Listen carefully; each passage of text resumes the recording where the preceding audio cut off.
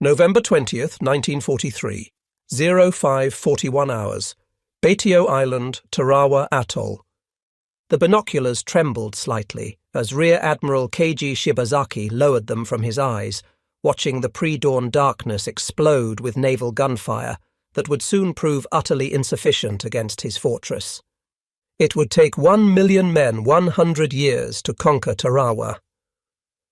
Through the observation slit of his reinforced concrete command bunker, buried under 10 feet of coral sand and coconut logs, Shibazaki surveyed defences that represented the absolute pinnacle of Japanese military engineering. 4,500 Imperial Marines, the Special Naval Landing Forces, Japan's elite, occupied positions that had taken 15 months to construct. Every angle calculated, every field of fire interlocking, every inch of beach pre-registered for artillery. The Americans approaching his fortress had no idea they were sailing into the most concentrated killing ground ever created on a piece of land measuring just 291 acres, smaller than Central Park. In precisely 76 hours, 18,000 United States Marines would prove him catastrophically wrong, though at a cost that would shock America and forever change amphibious warfare. The battle would produce casualties that defied comprehension. Over 3,000 American casualties, including 1,009 Marines killed and 2,101 wounded. Of the 4,500 Japanese defenders, only 17 would survive as prisoners, along with 129 Korean labourers. What neither Shibazaki nor the approaching Marines knew was that they were about to engage in the most concentrated violence in the history of modern warfare, a battle that would see more casualties per square yard than any engagement before or since. Batio Island measured less than half a square mile, 3,800 yards long by 600 yards wide at its widest point, with a maximum elevation of just 10 feet above sea level. Into this space, the Japanese had concentrated defensive power that would have impressed the builders of the Maginot Line. Since September 1942, Korean labourers and Japanese engineers had transformed this coral atoll into something unprecedented in military history, an entire island converted into a single fortification. The statistics defied comprehension.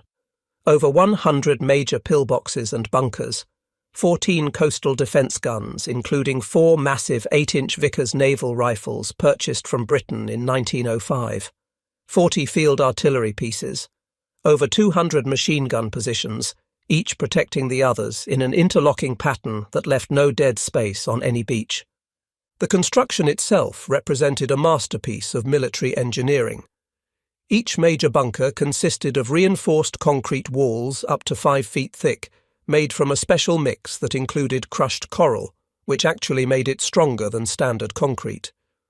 Over this, layers of coconut logs, palm wood so dense it wouldn't float, formed additional barriers. These logs, some 18 inches in diameter, could absorb tremendous explosive force. Railroad rails, shipped from Japan at enormous expense, created frameworks that could withstand direct hits from naval guns. The entire complex was then covered with sand and coral, in some places 10 to 12 feet deep, which absorbed explosive force better than any modern material. The Japanese had also deployed unique hexagonal steel pillboxes, some dating from the Russo-Japanese War era, which provided additional defensive positions. These steel structures, combined with the concrete emplacements, created a defensive network of extraordinary resilience. November 19th, 1943. USS Maryland, 125 miles southwest of Tarawa. Major Michael P. Ryan stood on the deck watching the armada that surrounded him, the largest amphibious assault force America had assembled in the Pacific War to date. 17 aircraft carriers, 12 battleships, 8 heavy cruisers, 4 light cruisers, 66 destroyers, 36 transport ships carrying the 2nd Marine Division, veterans of Guadalcanal, who believed they had already seen the worst the Japanese could offer. They were wrong. The intelligence briefing had been confident. Rear Admiral Richmond Kelly Turner had promised the Marines that the preliminary bombardment would be so thorough they could practically walk ashore unopposed. The naval bombardment plan called for the delivery of thousands of shells in 3 hours, more explosive power concentrated on a single target than had been delivered in any previous Pacific operation. But there were Marines who harboured doubts. Colonel David Shoup, who would lead the assault, had studied every aerial photograph until his eyes burned. The island's defences weren't just strong, they were geometrically perfect, designed by someone who understood defensive warfare with precise calculation. More troubling still were the tides.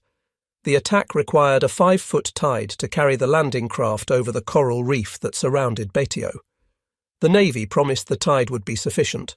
Major Frank Holland, a New Zealand officer who had lived in the Gilbert Islands for 15 years, had warned them about the dodging tide, a neap tide phenomenon that could leave the reef exposed when least expected. His warnings about unpredictable tidal conditions had been noted but largely dismissed by Navy tide experts who insisted their calculations were correct. November 20th, 1943, 0505 hours. The bombardment began with the battleship Maryland firing the first salvo from her 16-inch guns. Within minutes, the morning darkness transformed into artificial daylight as hundreds of naval guns opened fire simultaneously. From the transport ships 10 miles offshore, Marines watched in awe as Betio disappeared under a cloud of smoke and fire that rose thousands of feet into the air. For 3 hours, the destruction played out. The battleships Colorado and Maryland fired hundreds of 16-inch shells. The Tennessee added 14-inch shells in rapid succession. Light cruisers contributed 6-inch shells by the thousands. Destroyers fired until their barrels glowed red with heat. In total, over 3,000 shells struck the tiny island. At 0542, carrier aircraft added their weight. Dive bombers and torpedo bombers dropping bombs in patterns designed to systematically destroy every marked position. The smoke column rose so high it could be seen from ships 30 miles away. But something was wrong. Through the smoke, naval spotters began reporting disturbing observations. The 8-inch coastal guns were still firing back. Anti-aircraft positions remained operational. As the smoke cleared slightly, the bunkers and pillboxes remained intact, like ancient monuments immune to modern firepower. The after-action report would later reveal the terrible truth. Of the 100-plus major defensive positions on Betio, the 3-hour bombardment had destroyed exactly 4. The thousands of shells, spread over 291 acres, had actually delivered minimal concentrated firepower against individual hardened positions, each no larger than a small house. The coral sand absorbed much of the explosive force, while the coconut log reinforcements proved remarkably resilient against anything but direct hits. November 20th, 1943. 0630 hours. Major Holland's warnings about the dodging tide proved tragically accurate. The Navy's tide experts had calculated 5 feet of water over the reef at H-hour. Holland had insisted it would be insufficient for the Higgins boats, which required 4 feet of clearance when loaded. The reality was even worse than Holland had predicted. The tide provided only 3 feet of water, not the 18 inches some accounts would later incorrectly claim, but still woefully inadequate for the landing craft. As the first wave of Higgins boats approached the reef at 0700 hours, they discovered the ocean's betrayal. The boats ground to a halt on the coral 500 to 800 yards from shore. Marines would have to wade through chest-deep water across the lagoon under direct fire from positions the bombardment had barely touched. Only the first 3 waves had amphibious tractors, LVTS or alligators, that could crawl over the reef. There were only 125 of these vehicles available, barely enough for 1,500 men. The remaining Marines of the initial assault waves would have to abandon their stranded Higgins boats and wade through the murderous lagoon. November 20th, 1943, 0755 hours. As the first LVTS crossed the reef and entered the lagoon, Shibazaki's defensive system revealed its deadly efficiency. Every vehicle had to pass through pre-registered kill zones where artillery, mortars and machine guns could concentrate their fire with devastating accuracy. The Japanese had spent months calculating exact ranges and angles for maximum lethality. The LVTS that survived to reach the beach encountered another trap. The seawall, a coconut log barrier 3 to 5 feet high, provided the only cover on the beach. But the Japanese had positioned their bunkers to fire parallel along the wall, not perpendicular to it. Marines huddling against the logs for protection were actually exposed to enfilading fire from multiple positions. This seemingly counterintuitive placement demonstrated the sophistication of Japanese defensive planning.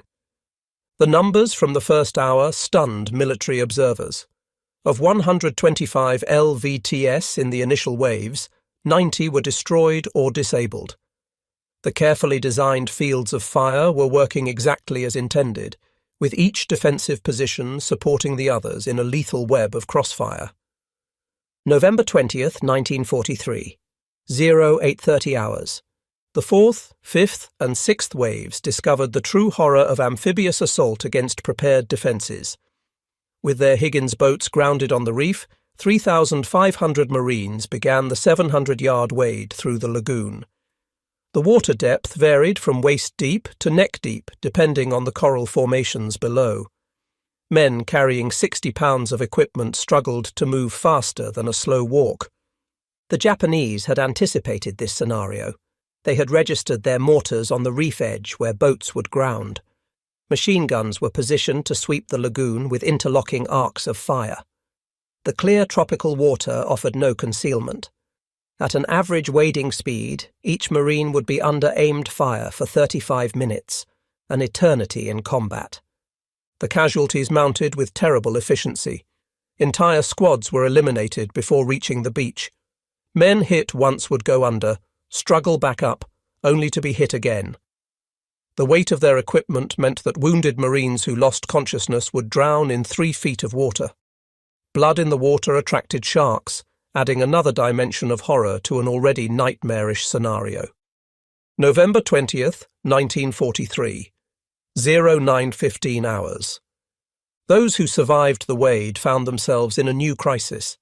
The seawall that provided the only cover could shelter perhaps 500 men along its accessible length. By 9:30, over 1,500 Marines were trying to occupy that space, with more arriving every minute. Those who couldn't fit had to lie exposed on the open beach or in the shallow water. The Japanese positions now revealed their brilliant positioning. A single bunker could fire along hundreds of yards of seawall. Machine guns at different heights could fire over Marines in front to hit those behind. Mortars had been pre-registered on the seawall positions, meaning Japanese gunners could drop rounds with deadly accuracy without even seeing their targets. The geometric precision of the defence created a killing field where survival became a matter of pure chance rather than tactical skill. Marines pressed against the seawall had perhaps 18 inches of protection. Any movement meant exposure to dozens of Japanese weapons. November 20th, 1943. 10:30 hours. Colonel David Shoup waded ashore after his landing craft was destroyed 500 yards from the beach. Hit in the leg by shrapnel during the wade but still mobile, he established his command post against the seawall and began assessing the catastrophic situation. Of the 3,500 Marines who had attempted to land in the first 2 hours, approximately 1,500 were casualties. The survivors held a beachhead roughly 700 yards long and at its deepest penetration, perhaps 20 yards inland. But Shoup identified a critical vulnerability in the Japanese defences. While the positions were mutually supporting, the destruction of even one bunker would create a gap in the interlocking fields of fire.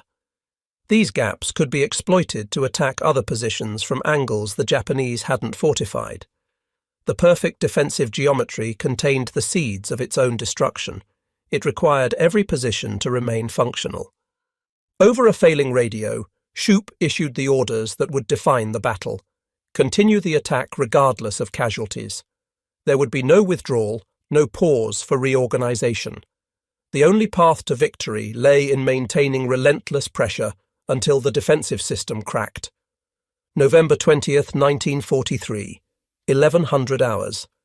The battle's turning point came not from coordinated assault, but from individual Marines making independent decisions to attack specific positions regardless of the odds. These actions, though seemingly suicidal, began to unravel the Japanese defensive network. First Lieutenant William Dean Hawkins led his scout sniper platoon in a series of attacks on Japanese positions. Military doctrine dictated that approaching fortified positions across open ground meant almost certain death. Hawkins ignored doctrine. With a handful of volunteers, he systematically attacked multiple machine gun positions, using grenades, demolition charges, and rifle fire. Though mortally wounded on November 21st, Hawkins had personally eliminated or neutralized 6 enemy positions, creating crucial gaps in the Japanese defenses. Staff Sergeant William J. Bourdillon, already wounded multiple times, assaulted 2 machine gun positions with demolition charges on November 20th. He destroyed both positions before being killed while attacking a third. His actions eliminated a critical strongpoint that had been devastating Marines along the seawall. First Lieutenant Alexander Bonnyman Jr., a combat engineer who had left a successful business to enlist, led the assault on the largest Japanese position, a massive bomb-proof shelter that served as a command post. On November 22nd, Bonnyman led Marines up the sand slope covering the bunker while under intense fire. Reaching the top, he stood fully exposed, firing down into the bunker's entrances while his men brought up demolition charges. He held this position until killed by machine gun fire, but his sacrifice allowed the Marines to destroy this critical position. November 20th, 1943, 1400 hours. Inside the remaining Japanese bunkers, a terrible realization was spreading. The Americans weren't responding to casualties the way military doctrine predicted. Units that had suffered 50% casualties, the point at which most forces lose combat effectiveness, were still advancing. The Marines were absorbing losses that should have caused complete collapse, yet they continued attacking. The Japanese had based their defense on the assumption that any rational military force would cease attacking after suffering 30% casualties. The mathematical certainty of this had been built into their defensive planning. But the Marines were proving that human determination could overcome tactical logic. The Japanese defenders, for all their preparation, had no response to this variable. Their perfect geometric defense required defenders to remain at their positions, maintaining the interlocking fields of fire. But as Marines eliminated positions one by one, gaps appeared in the defensive network. Each gap allowed more Marines to advance, which created more gaps, accelerating the systematic collapse of the defensive system. November 20th, 1943, 1600 hours. By late afternoon, the rising tide finally allowed some landing craft to reach the beach directly, though many still grounded on the reef. Reinforcements began arriving in greater numbers, though they still faced intense fire. The beach, which had been a pure killing ground 6 hours earlier, was now a chaotic but functional landing zone as Marines consolidated their positions and pushed inland metre by bloody metre. Colonel Shoup, still commanding from his position near the seawall despite his wounds, coordinated the battle through runners, Marines who volunteered to carry messages across fire-swept ground. The mortality rate for these runners was appalling, but volunteers never ceased coming forward. Their courage in maintaining communications proved vital to coordinating the assault when most radio equipment had been destroyed by salt water or enemy fire. The individual acts of courage were creating cumulative effects. Where Japanese planners had calculated fields of fire and casualty ratios, the Marines were demonstrating that determination could overcome defensive advantages. Progress was measured in yards gained at terrible cost, but it was progress nonetheless. November 20th, 1943, 2100 hours. As darkness fell on the first day, the Americans held a precarious beachhead. Of approximately 5,000 Marines who had attempted to land, over 1,500 were casualties. but they were ashore and had proven that Shibazaki's fortress could be cracked. The night brought new challenges. The Japanese, trained in night fighting, prepared for potential counterattacks. However, instead of the traditional massive banzai charge, they conducted smaller probing attacks, trying to infiltrate marine lines. The Marines, expecting a major assault, remained on high alert throughout the night. Colonel Shoup ordered his exhausted men to improve their positions and prepare for the next day's fighting. Small groups continued to probe Japanese defences, identifying weak points for tomorrow's assaults. The Marines discovered that their enemies, while formidable in prepared positions, were less effective in fluid night combat, where the advantages of fortification were minimised. November 21st, 1943. 0600 hours. Dawn revealed both the carnage of the first day and the changing tactical situation. Marine reinforcements had landed during the night, bringing total strength on the island to approximately 7,000 men. The Japanese, unable to reinforce or resupply, had lost an estimated 1,000 defenders. Major Michael P. Ryan led a crucial assault on Green Beach on Betio's western shore. This beach was less heavily defended than the northern beaches where the main assault had occurred. Ryan's forces landed with relatively lighter casualties and immediately began pushing east along the island's axis, attacking Japanese positions from directions they hadn't anticipated or fortified against. The systematic reduction of Japanese strongpoints accelerated. Marines had learned costly lessons about bunker assault. Each position required specific solutions, either direct fire from the Sherman tanks that had finally made it ashore, or combat engineers with demolition charges and flamethrowers. The process was methodical and brutal: suppress with covering fire, advance with demolitions, destroy, and move to the next position. November 21st, 1943, 1400 hours. The assault on Admiral Shibazaki's command bunker, the largest defensive structure on the island, became the battle's symbolic turning point. The massive structure, built with concrete walls 5 feet thick and covered by tons of sand and coral, had multiple fighting positions and underground chambers that could hold 300 men. The assault required coordination between tanks, engineers, and infantry. Sherman tanks fired point-blank into the bunker's apertures while Marines provided covering fire. Engineers rushed forward with satchel charges, throwing them into any opening. When these proved insufficient to breach the main structure, Marines used bulldozers to push sand and coral against the bunker's entrances, sealing the defenders inside. The final solution was grimly effective. Hundreds of gallons of gasoline were poured into the bunker's ventilation system and ignited. The resulting explosion and fire killed an estimated 300 Japanese defenders. Admiral Shibazaki himself likely died in this bunker, though his body was never definitively identified among the burned remains. November 21st, 1943, 1630 hours.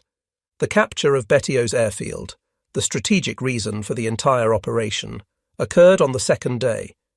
The airfield, though damaged by bombardment, was within Marine lines and would soon be repaired for American use.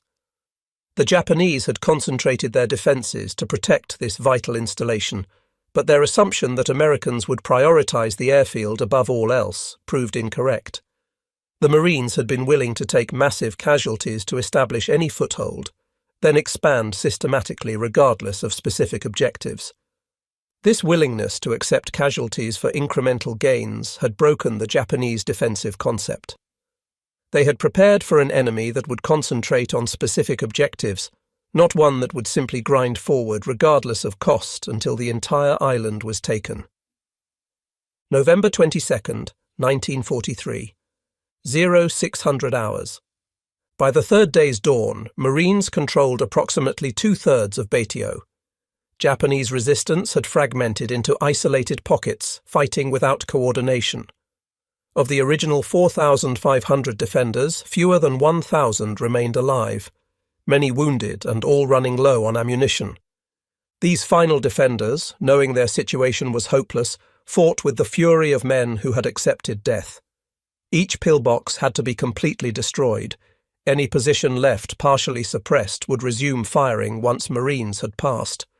The solution was systematic annihilation: flamethrowers to clear the interior, demolition charges to collapse the structure, then more flamethrower work to ensure no survivors remained. November 22, 1943. 1,000 hours.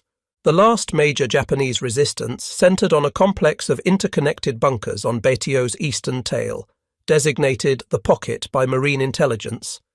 Approximately 500 Japanese defenders had created a final redoubt using the narrow tail of the island to concentrate their remaining firepower. The reduction of the Pocket required 14 hours of continuous combat. Each bunker was subjected to the same methodical process: tank fire to suppress, engineers with charges to breach, flamethrowers to clear, and infantry to confirm elimination. Marines advanced approximately 20 yards per hour, seemingly glacial progress, but actually faster than the first day's bloody crawl across the beaches. By nightfall on November 22nd, the Pocket had been reduced. The few surviving Japanese conducted a final banzai charge after midnight, a futile gesture that ended in their complete annihilation under Marine machine gun fire. November 23, 1943, 13:30 hours.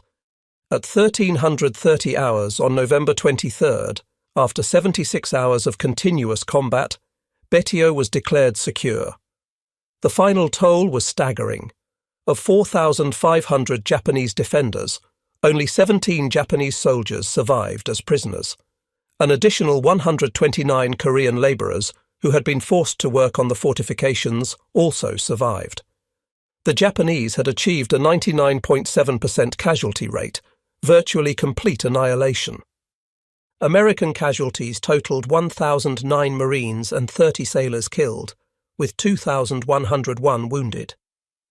In 76 hours, the 2nd Marine Division had suffered more casualties than the Marine Corps experienced in 6 months of fighting on Guadalcanal. The casualty rate exceeded 17%, the highest of any American division in any Pacific battle to that point. But the strategic victory was complete.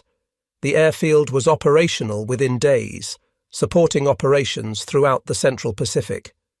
More importantly, the lessons learned, written in blood on Tarawa's coral sand, would save thousands of lives in subsequent operations. The aftermath of Tarawa triggered the most comprehensive revision of amphibious warfare doctrine in American military history.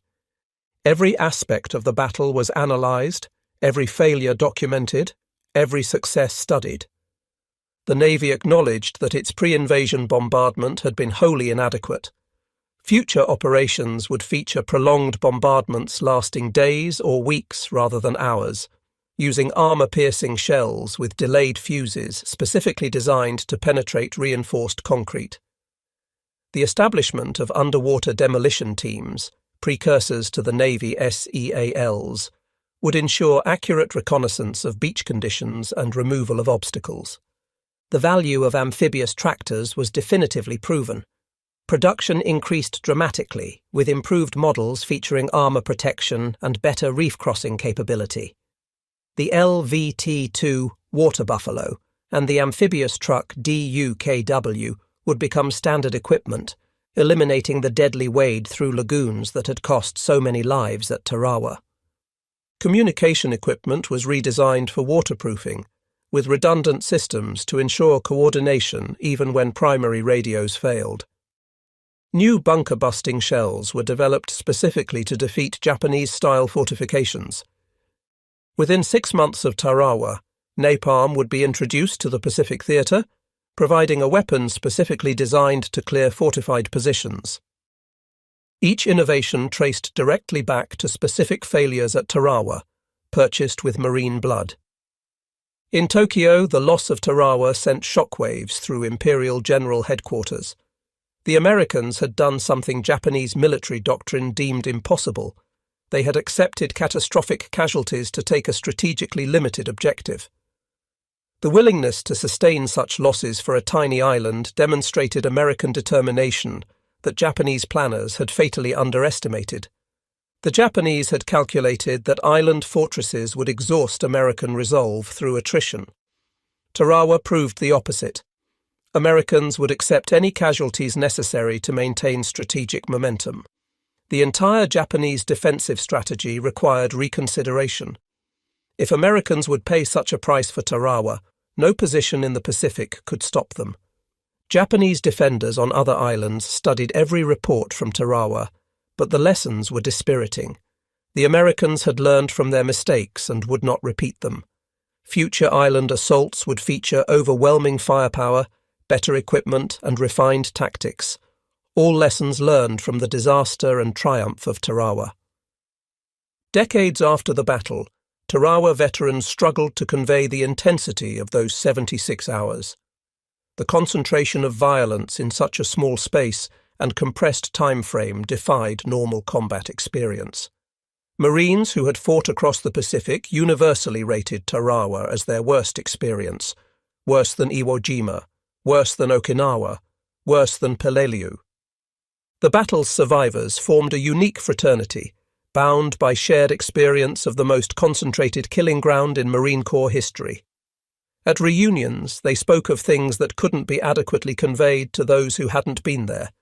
The wade through the lagoon under fire, the desperate fight at the seawall, the systematic reduction of positions that seemed impregnable. Many veterans returned to Tarawa in later years, finding it hard to reconcile the peaceful tropical island with the hell they remembered. The bunkers remained, slowly being reclaimed by jungle, rusted hulks of LVTS still visible in the lagoon at low tide. These physical remnants served as monuments to the price paid for victory.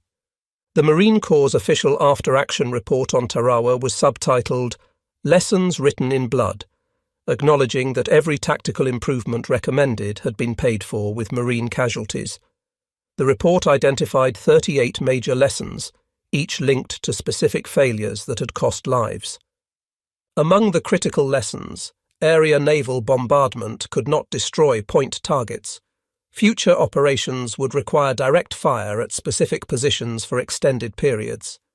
Aerial photography alone was insufficient for intelligence. Human reconnaissance, including swimmer scouts, was essential. Tide calculations must account for worst-case scenarios, with contingency planning for unexpected conditions. Communication equipment had to be completely waterproofed with multiple redundant systems. Tank infantry coordination was not optional, but essential for bunker reduction. Major General Julian Smith, commanding the 2nd Marine Division, added a personal observation that captured the essence of Tarawa. Every mistake made had been paid for in blood, but those sacrifices had purchased knowledge that would save countless lives in future operations. Within weeks of Tarawa's capture, its strategic value was proven. B-24 Liberator bombers operating from the rebuilt airfield struck Japanese positions throughout the Marshall Islands, softening them for the next American advance. Photo reconnaissance missions from Tarawa provided intelligence that proved invaluable for planning subsequent operations. But Tarawa's greatest value was psychological. It had proven to the Japanese that no position, regardless of fortification, could stop the American advance if the United States was willing to pay the price. This knowledge undermined Japanese morale, even as it strengthened American resolve. The willingness to accept such casualties for victory demonstrated a determination that transcended tactical considerations. Admiral Chester Nimitz, Commander-in-Chief of the Pacific Fleet, later assessed that Tarawa was the turning point, not because of territory gained, but because of what it proved about American resolve and adaptability. The road to Tokyo was open if America had the will to travel it, regardless of the cost. 3 months after Tarawa, Marines assaulted the Marshall Islands using every lesson learned from the earlier battle. The contrast was dramatic. Kwajalein Atoll, more heavily defended than Tarawa, fell with 1/5 the casualties. The island of Eniwetok, equally fortified, was taken with minimal losses compared to Tarawa's bloodbath. The key differences were systematic. Prolonged naval bombardment with armor-piercing shells actually destroyed Japanese positions. Abundant amphibious tractors eliminated the deadly reef crossing. Underwater demolition teams had cleared obstacles and provided accurate beach intelligence. Improved tank infantry coordination allowed rapid bunker reduction. Flamethrowers were available from the first wave. Every improvement traced directly back to failures at Tarawa. The blood spilled on that tiny island had purchased tactical knowledge that transformed American amphibious capabilities.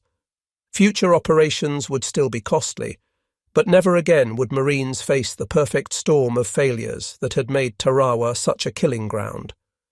Beyond the statistics lay individual tragedies that defined Tarawa's true cost.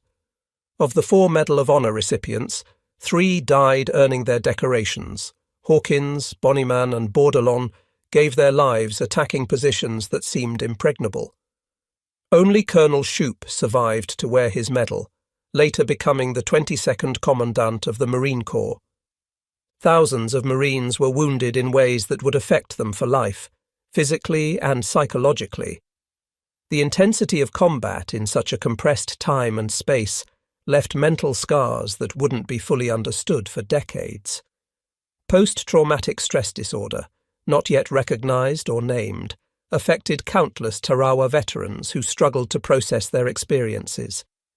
The Japanese defenders had fought with equal courage, dying almost to a man for their emperor and homeland. Their defensive preparations had been brilliant, their resistance fanatical, their sacrifice complete. Only 17 Japanese soldiers and 1 officer survived from the entire garrison, a testament to their determination to fight to the death rather than surrender. The Korean labourers who survived represented another dimension of the tragedy. Forced to build the fortifications, then forced to fight in the final battle, they were victims of a war not of their making. Their survival rate was actually higher than the Japanese defenders, as some were able to surrender once it became clear the Japanese could no longer prevent them. Tarawa's influence extended far beyond World War II. The battle became required study at military academies worldwide, examined not for tactical brilliance, there was little, but for what it revealed about determination, defeating preparation. The Japanese had created the perfect defensive position. The Americans had taken it anyway through sheer willpower and acceptance of casualties. Modern military doctrine still incorporates lessons from Tarawa. The importance of accurate intelligence, the necessity of specialized equipment for specific combat environments, the critical nature of joint operations between services, and above all, the recognition that human will can overcome tactical disadvantages. All these trace back to those 76 hours on Betio. The establishment of Special Operations Forces, emphasis on reconnaissance, development of precision weapons to reduce fortifications, and doctrine of overwhelming force at the point of attack all have roots in the bloody lessons of Tarawa. The battle proved that no position is impregnable if the attacker is willing to pay the price, a lesson with implications far beyond military strategy. Admiral Shibazaki's boast that it would take 1 million men 100 years to conquer Tarawa became one of history's most spectacularly wrong military predictions. In just 76 hours, 18,000 Marines proved that determination could overcome any fortress, that American democracy could produce warriors as dedicated as any totalitarian system, and that no defensive position, however perfect, could withstand the assault of free men fighting for a just cause. The arithmetic was brutal but simple. 3,000 American casualties to eliminate 4,500 Japanese defenders and capture 1 small island. By any tactical measure, the casualty ratio was unacceptable. But wars aren't won by tactical measurements alone. They're won by nations willing to pay the price for victory. Tarawa proved Americans would pay that price. The Japanese had built their strategy on the assumption that American democracy, with its value for human life, couldn't sustain such casualties. They discovered that Americans, when convinced of their cause's righteousness, would accept any losses necessary for victory. Tarawa stands as one of the most important battles in American military history, not for what was gained, 1 small airfield, but for what was learned. The battle transformed American amphibious warfare doctrine, proved American resolve to both allies and enemies, and demonstrated that no position in the Pacific was impregnable if America was willing to pay the price for victory. The courage displayed by Marines at Tarawa became legendary. Men who waded through hundreds of yards of fire-swept water, who attacked fortified positions with minimal cover, who continued advancing when survival seemed impossible. They proved that American fighting spirit could match anyone's. Their sacrifice purchased not just victory at Tarawa, but knowledge that would save thousands of lives in subsequent battles. Colonel David Shoup, reflecting on the battle years later, provided perhaps the most succinct summary. Shibazaki said 1 million Americans couldn't take Tarawa in 100 years. He was wrong. It took 18,000 Marines 76 hours. The difference between his calculation and reality was that he measured in concrete and steel. We measured in determination. The final lesson of Tarawa transcends military history. It demonstrates that human will can overcome seemingly impossible odds, that freedom-loving people will make extraordinary sacrifices when necessary, and that no tyranny, however well fortified, can stand against free people determined to prevail. In 76 hours, the Marines had not just captured an island. They had proven that the road to Tokyo was open, that American resolve was unbreakable, and that victory, however costly, was inevitable.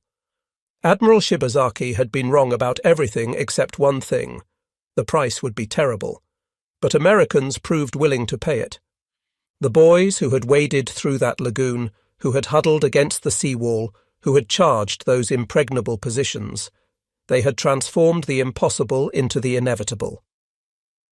In doing so, they wrote one of the most heroic chapters in American military history, paid for in blood on the coral sands of a tiny Pacific island called Tarawa.